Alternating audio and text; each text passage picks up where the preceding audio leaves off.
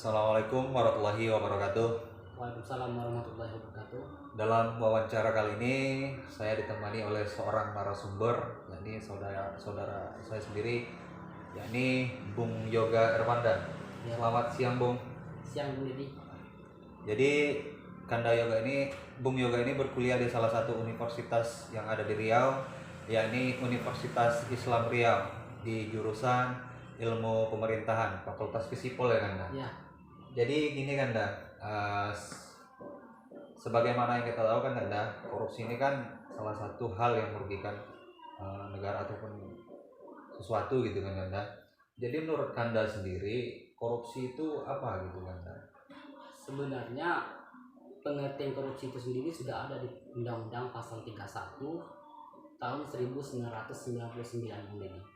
Yang mana pada undang-undang itu berbunyi orang tergolong korupsi adalah orang yang melanggar hukum, memperkaya dirinya sendiri, menguntungkan dirinya sendiri, menguntungkan orang lain, menguntungkan suatu kelompok, atau menyalahgunakan wewenang maupun kesempatan dan sarana dan kejabatan yang ada padanya yang dapat merugikan keuangan negara dan perekonomian negara.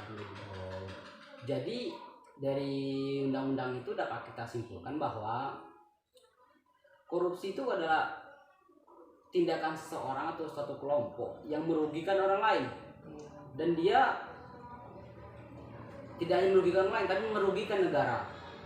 Jadi dia itu hanya menguntungkan dirinya sendiri. Begitulah Bung Dedi. Oh jadi begitu ya Anda, Bung Yoga. Jadi kalau kita lihat memang nih Bung, korupsi ini memang sangat-sangat berbahaya Bung kalau misalnya terus-terusan di negara ya Bung. Iya Bung Dedi, sangat berbahaya sekali Bung Dedi. Jadi begini nih Bung Yoga, kira-kira dampak yang ditimbulkan dari korupsi ini apa nih Bung? Dampak dari korupsi itu sangat besar Bung Dedi.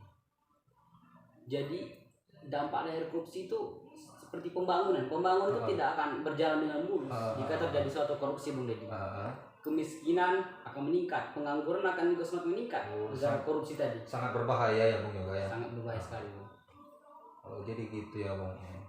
Kira-kira ini lagi Bung, kalau misalnya ini kan dampaknya kan sangat-sangat berbahaya nih. Ya, ini faktor pemicu terjadinya korupsi ini apa nih Bung? Faktor korupsi itu ada dua, itu yang pernah faktor internal sama faktor eksternal. Faktor internal itu dimana dari diri kita sendiri. Tamaknya diri kita yang merasa tidak puas akan sesuatu yang kita dapat, maka kita akan berusaha untuk lebih dengan cara apapun. Makanya terjadilah korupsi tadi, karena tidak puas dengan hasil yang kita dapat tadi.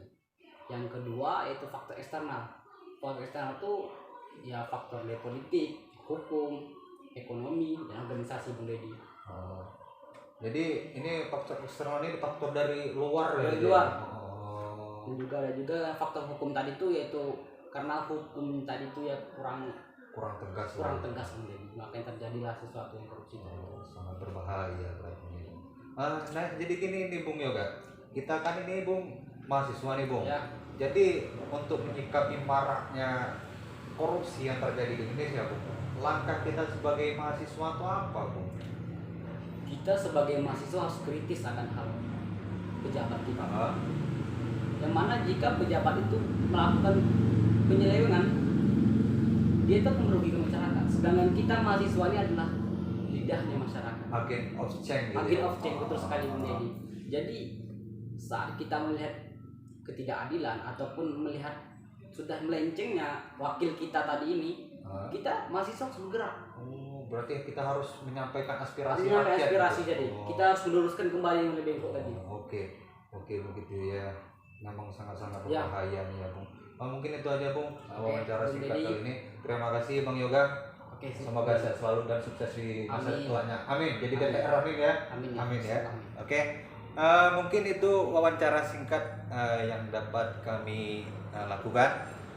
Saya atas nama Didi Rawan mohon maaf apabila terjadi kesalahan.